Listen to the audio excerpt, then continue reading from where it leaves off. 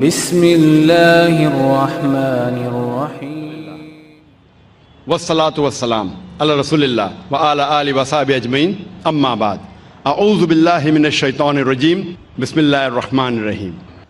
میرے محترم بزرگوں، میرے عزیز بھائیوں اور بہنوں، اور پیس ٹی وی پہ لائیو دیکھنے والے کروڑوں ناظرین، السلام علیکم ورحمۃ اللہ وبرکاتہ۔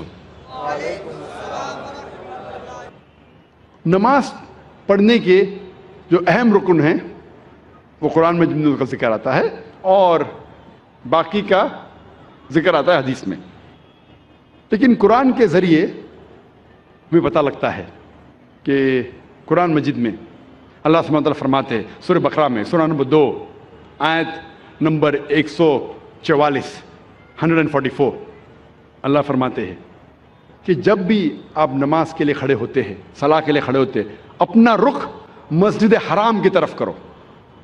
Turn your face toward the sacred mask.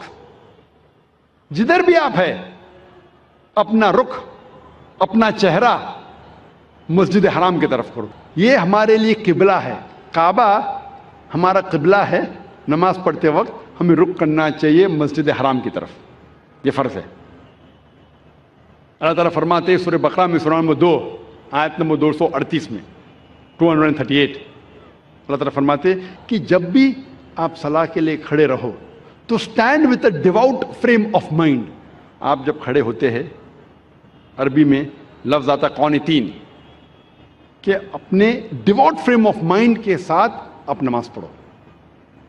اللہ فرماتے ہیں سورہ ہجر میں، سورہ نمبر 15 آیت نمبر 87 میں، کہ اللہ has sent، اللہ نے نازل کیا ہے 7 آیتیں جو ہمیشہ دہرائی جاتی ہے، اور قرآن عظیم۔ جب قرآن مجید میں اس کا ذکر آتا ہے 7 آیتیں جو ہمیشہ دہرائی جاتی ہے، اس کا مطلب ہے سورہ فاتحہ۔ سورہ فاتحہ میں 7 آیتیں ہیں، تو قرآن میں اللہ تعالیٰ ذکر کرتے ہیں سورہ فاتحہ کے بارے میں، اور عظیم قرآن۔ سورہ فاتحہ کے علاوہ باقی حصہ جو قرآن کا ہے اسے کہا جاتا ہے قرآن عظیم۔ تو سورہ فاتحہ کا ذکر آتا ہے قرآن مجید میں سورہ ہجر میں، سورہ نمبر 15 آیت نمبر 87 میں۔ اور اللہ تعالیٰ قرآن مجید میں کہتے ہیں کہ صلاح میں آپ کو رکوع کرنا ضروری ہے، اور رکوع لفظ قرآن مجید میں کم سے کم 13 بار آیا ہے، اور صلاح کا اہم رکن جو ہے وہ سجدہ ہے، اپنے ماتھے کو زمین پہ ٹیکنا کہتے ہیں سجدہ۔ اور سجدہ کا لفظ قرآن مجید میں 92 ٹائمز آیا ہے، قرآن مجید 92 ٹائمز۔ اور اللہ تعالیٰ فرماتے ہیں سورہ العمران میں، سورہ نمبر 3 آیت نمبر 43 میں، یہاں مریم مقنتی لربی کی وسجدی ورقی ما یا رقین، کہ اے مریم آپ اللہ کی عبادت کرو اور سجدہ کرو اور رکوع کرو ان لوگوں کے ساتھ جو رکوع کر رہے ہیں۔ اور اللہ تعالیٰ فرماتے ہیں سورہ حج میں، سورہ نمبر 22 آیت نمبر 77 میں، کہ اے مومنو رکوع کرو اور سجدہ کرو اور اچھے کام کرو تاکہ آپ فلاح پاؤ۔ تو کئی بار قرآن مجید میں کہا گیا رکوع کے بارے میں اور سجدے کے بارے میں۔ اور اس کے علاوہ قرآن مجید میں کئی بار کہا گیا اطیعوا اللہ واطیعوا الرسول، اللہ کی اطاعت کرو اور اللہ کے رسول کی اطاعت کرو، کئی بار قرآن مجید میں آتا ہے۔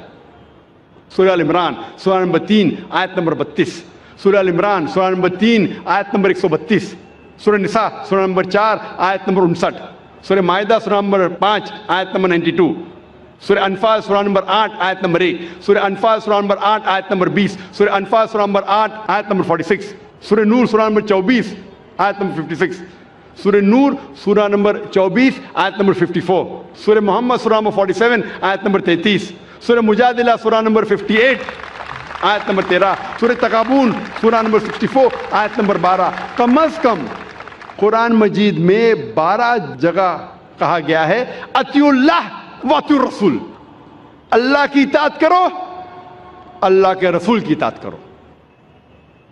اس کا مطلب اللہ کے علاوہ جو بھی اللہ کے رسول فرماتے ہیں، حکم کرتے ہیں، ہمارے لیے فرض ہے کہ اسے ہم مانیں. تو صلاح کی باقی رکن، باقی چھوٹی چیزیں کس طریقے سے پڑھی جاتی ہے وہ ذکر آتا ہے حدیث میں. جب اللہ کے رسول کی صحیح حدیث پڑھیں گے تو باقی چیز ہمیں ملتی ہے. اور اللہ کے رسول فرماتے ہیں صحیح بخاری میں جلد نمبر 1 کتاب الآذان چیپٹر نمبر 18 حدیث نمبر 604 میں، پرے ایز یو سی می پرے، نماز پڑھو جس طریقے سے آپ مجھے پڑھتے ہوئے دیکھ رہے ہیں. اور یہ حدیث دہرائی گئی ہے کئی جگہ. یہ دہرائی گئی ہے صحیح بخاری میں جلد نمبر 9 میں حدیث نمبر 352 جہاں اللہ کے رسول فرماتے کہ نماز پڑھو اس طریقے سے جس طریقے سے آپ مجھے پڑھتے ہوئے دیکھ رہے ہیں. تو باقی چیز نماز کے بارے میں ہمیں ملتی ہے اللہ کے رسول کی صحیح حدیثوں میں. اللہ فرماتے ہیں سورہ داریات میں سورہ نمبر 51 چیپٹر 51 ورس نمبر 56 ورس 56، وما خلقت الجن والانس الا لیعبدون. اللہ سبحانہ و تعالیٰ نے جن اور انسان کو اسی لیے بنایا ہے تاکہ وہ اللہ کی عبادت کرے. اللہ نے جن اور انسان کو صرف اور صرف اسی لیے بنایا تاکہ وہ اللہ کی عبادت کرے. یہ لفظ عبادت آتا ہے عربی لفظ عبد سے، جس کی معنی ہے بندہ، بندگی. اور سارے انسان اللہ کے بندے ہیں. ہمیں فرض ہے کہ ہم ہمارے خالق، ہمارے رب اللہ سبحانہ و تعالیٰ کی عبادت کریں. کئی مسلمانوں کو غلط فہمی ہے کہ صلاح ہی صرف اللہ کی عبادت ہے. صلاح اللہ کی ایک اہم عبادت ہے، سب سے بہترین، لیکن صرف صلاح عبادت نہیں. عبادت کے معنی عبد، بندگی، اللہ کا کہنا ماننا. جب ہم اللہ کا حکم مانتے ہیں تو ہم اللہ کی عبادت کر رہے ہیں. اللہ جس چیز سے ہمیں روکتا ہے ہم اس سے پرہیز کرتے ہیں، ہم اللہ کی عبادت کر رہے ہیں. لیکن سب سے بہترین عبادت ہے صلاح. اور جو انسان صلاح نہیں پڑھتا ہے، صلاح نہیں پڑھنے کے کئی نقصانات ہیں. جو انسان صلاح نہیں پڑھتا اس کا ایمان کمزور ہوتا ہے. ہو سکتا ہے کہ وہ اپنا ایمان بھی گوائے. انسان سوچنے لگتا ہے کہ میرے پاس پیسہ ہے، میرے پاس دولت ہے، عیش ہے، آرام ہے، اللہ سے دور جاتا ہے. صلاح نہیں پڑھتا ہے اور دور جاتا ہے. صلاح نہیں پڑھنے سے آپ کی زندگی میں ڈسپلن نہیں آتا ہے. ہو سکتا ہے کوئی شخص مجھ سے پوچھے گا، میں کئی لوگ کو جانتا ہوں جو صلاح نہیں پڑھتے لیکن ایک دم پابند ہے، اپوائنٹمنٹ کے پابند ہے، ڈسپلن ہے. میں جانتا ہوں کئی مسلمان جو صلاح نہیں پڑھتے لیکن ڈسپلن ہے. کئی غیر مسلمان ہیں جو صلاح نہیں پڑھتے لیکن ایک دم ڈسپلنڈ ہے. اپوائنٹمنٹ دیں گے برابر اس وقت پہ موجود رہیں گے. یہ ڈسپلن کا ذکر ہی نہیں کر رہا ہوں، میں اعلیٰ درجے کی ڈسپلن کی بات کر رہا ہوں. یہ تو نیچے درجے کا ڈسپلن ہے.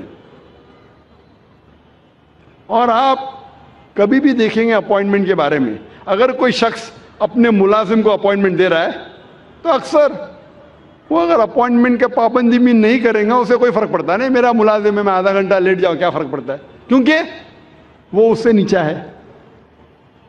اپوائنٹمنٹ دے 10 بجے کہ آپ پہنچے 10:15 کو پہنچے 10:30 کو پہنچے 11 بجے نہیں بھی پہنچے، ملازم ہے، کوئی فرق پڑتا نہیں. اگر آپ اپنے بزنس پارٹنر کو اپوائنٹمنٹ دے رہے، آپ کوشش کریں گے ٹائم پہ رہیں گے. میں میرے بزنس پارٹنر کو تکلیف نہیں دینا، اپوائنٹمنٹ کے ٹائم پہ رہیں گے. جس کو آپ سمجھتے ہیں کہ وہ بہت مشہور اور عزت والا ہے، اگر آپ منسٹر کا اپوائنٹمنٹ لیں گے تو کیا کریں گے؟ 10 منٹ ٹائم کے پہلے پہنچیں گے، آدھا گھنٹہ پہلے پہنچیں گے. اگر وزیر اعظم کا اپوائنٹمنٹ لیں گے آپ ڈریں گے کہ اپوائنٹمنٹ چھوٹنے جائے گا تو آدھا گھنٹہ پہلے پہنچیں گے، 1 گھنٹہ پہلے پہنچیں گے. یہ انسان کی فطرت ہے. جو آپ کے نیچے ہے اس کی آپ قدر نہیں کرتے، جو برابر ہے قدر کرتے، جو اونچا ہے مشہور ہے زیادہ قدر کرتے. اس لحاظ سے اگر مان لو یہ چیز صحیح ہے، مان لو کہ یہ اپوائنٹمنٹ کا طریقہ صحیح ہے کہ اگر ٹکر کا ہے تو میں ٹائم پہ جاؤں، زیادہ اونچا ہے تو اور احتیاط لوگو. جب آپ کا اپوائنٹمنٹ آپ کے رب کے ساتھ ہے تو کتنی پابندی آپ کو کرنا چاہیے؟ اور رب کا مقابلہ مخلوق سے کر ہی نہیں سکتے. اگر وزیر کو ملنے کے لیے اتنی پابندی کر رہے تو اپنے رب کو ملنے کے لیے کتنی پابندی کرنا چاہیے آپ کو؟ رب کا مقابلہ وزیر سے ہو ہی نہیں سکتا ہے. وَلَمْ يَكُنْ لَهُ كُفُوًا أَحَدٌ, اس کے جیسا کوئی نہیں ہے. تو میں اس اپوائنٹمنٹ کی بات کر رہا ہوں, اونچے درجے کی. اگر صلاح سے دور رہیں گے تو آپ کی زندگی میں ڈسپلن آئیں گا ہی نہیں. جب وزیر آپ کا تھوڑا فیور کرتا ہے تو آپ ہل جاتے ہیں, اس کے لیے کچھ بھی کرنے کو تیار ہے. ہمارا خالق آپ کو زندگی دی ہے, ہمیں زندگی دی ہے, ہمیں اتنے نعمت دی ہے, ہم کتنا شکر ادا کرتے. اور جو سب سے بہترین نعمت ہے وہ تو ہم کبھی سوچتے بھی نہیں. میں آپ سے پوچھنا چاہتا ہوں کہ سب سے بہترین نعمت کیا ہے جو ضروری ہے آپ کے لیے جینے کے لیے؟ کیا ہے؟ کیا ہے؟ ہوا. شاید آپ نے تقریر سن چکے پہلے. ہاں, میں پوچھنا چاہتا ہوں کتنے لوگ ہمارے خالق کا شکریہ ادا کرتے کہ ہوا جو میں چند منٹوں کے لیے نہیں ملیں گی تو مر جائیں گے. چند منٹوں کے لیے ہوا نہیں ملیں گی, ہم بولتے یا رب شکریہ, آپ نے ہمیں گھر دیا, آپ نے ہمیں گاڑی دی.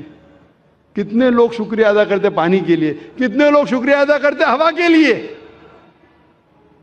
یہ جینے کے لیے ضروری ہے. جب میں نے میرے بچوں سے کمپٹیشن لگائی کہ سب سے زیادہ آپ کیا شکر ادا کریں گے اللہ کا, تو ایک سے بڑھ کر ایک جواب تھا. میری چھوٹی بیٹی رشدہ نے کہا سب سے بہترین میں شکریہ ادا کروں گی اللہ نے ہمیں ایمان دیا. ماشاءاللہ, یہ ہوا سے بھی بہتر ہے. ایمان جو اللہ نے ہمیں دیا ہے وہ ہوا سے بھی بہتر ہے. لیکن جینے کے لیے ضروری ہے ہوا. تو وہ خالق جو میں اتنے نعمت برسا رہا ہے, اس کا اپوائنٹمنٹ کا آپ کو کوئی فکر نہیں.